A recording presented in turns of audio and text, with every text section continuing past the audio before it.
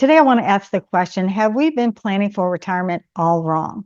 From little up, society has taught us that we need to live up to the Joneses, that we need to make more money than the next guy, that the pursuit of money is necessary for our success. And the narrative is, if you don't make more than the Joneses, if you don't keep up with the Joneses, you're a loser.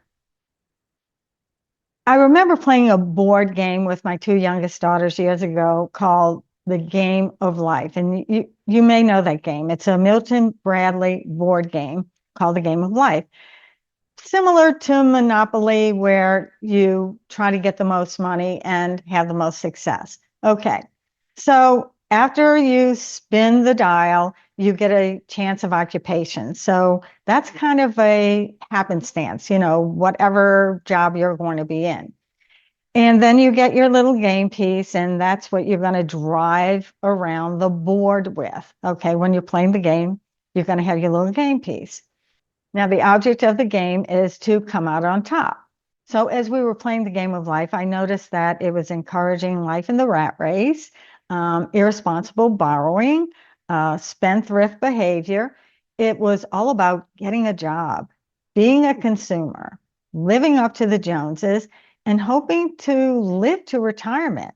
Okay, that was the common theme. So through life we traveled, right? Collecting paychecks, making loans, having kids, and getting sick. And it was all about where you live, what you wear, and how much you make. That was really important. That's what gave life meaning according to this board game. So depending on the spin of the wheel and the decisions that you made along the way, you could spend your retirement in millionaire estates or countryside acres. Now, of course, everybody is trying to achieve millionaire estates. They don't want to be in countryside acres. So the object of the game was to be the richest person when you reach retirement. And I got to thinking about the message that this game was sending. It was like you were supposed to postpone your life to plan for retirement. So retirement was where you would start living. That's when you would do your traveling. That's when you would start having fun, and that's when you would be free. But attitudes about retirement haven't always been like that, right? I mean, I remember a time when people did not have these attitudes about starting to save for retirement in your 20s for some far off future, 40 years in the future, because there's so much in between there that could happen.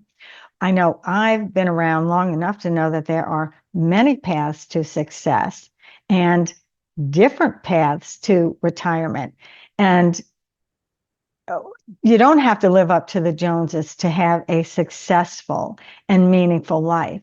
And I question, is there something wrong with living a life of abundance as opposed to one that's driven by money? Because so much of the retirement narrative that I see on the internet is all about accumulating money, about how much money you're going to need to last you from retirement through when you leave the earth plane. Let me say that I don't think there's anything wrong with being rich by the time you reach retirement. Hardly anybody is, though. But at any rate, I don't think there's anything wrong with being rich when you reach retirement. But also, there's no shame in not being rich when you reach retirement. To me, I think it's sad when you see people overlooking what truly matters in life to impress people with their bank accounts. And look, it's not up to me to tell you what gives life meaning. We're all on our own path. We're all on our own journey. And what gives your life meaning probably isn't going to be what gives my life meaning. So I'm not here to say that you should make a choice between money or abundance, because that is totally up to you. What I'm saying is that it's really sad that we live in a society and a culture that values living up to the Joneses. It just seems like people can waste their entire lives trying to get to retirement, like in the game of life, to millionaire estates and then being ashamed or embarrassed if they wind up in countryside acres. So I'm just trying to throw out some food for thought there. And I would think that we could all kind of sit back and reflect on our lives and see what we believe gives life meaning and what makes life worth living for us. With that said, I'm going to put a link in the description to Bill Perkins' book, Die with Zero. It challenges traditional saving habits by advocating for maximizing life experiences over accumulating wealth for a distant retirement.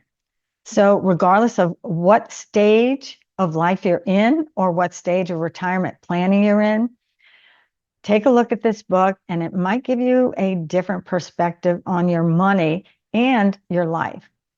Here's a related video you guys will find helpful. Stop worrying and start living. In that video, I talk about how we so often worry about things that are out of our control. And that includes many, many things that we worry about in retirement that may never, ever happen. So plan for retirement, but live in the now. And please check out the other videos and resources on this channel for tips on how to retire earlier, why we think it's a super smart strategy to claim your Social Security benefits early at 62. I have health and relationship topics and a whole lot more. And please visit my website, rebelretirement.com, where you can find all of these topics and where you can also subscribe to my free newsletter. So you'll also find Just-in-Time Retirement. It's a value-based retirement plan where you eliminate waste to free up your resources, and through a continuous improvement process, you can fund your retirement. And it's all free. I want to thank you for watching and thanks for stopping by. And if you haven't subscribed to the channel, please do so. It really helps tell the algorithm that you're enjoying this content and finding it useful. I'm Marlene with Rebel Retirement, so give me a like, subscribe to the channel, and share this content with somebody that might find it entertaining. Take care, everybody, and I'll see you next time.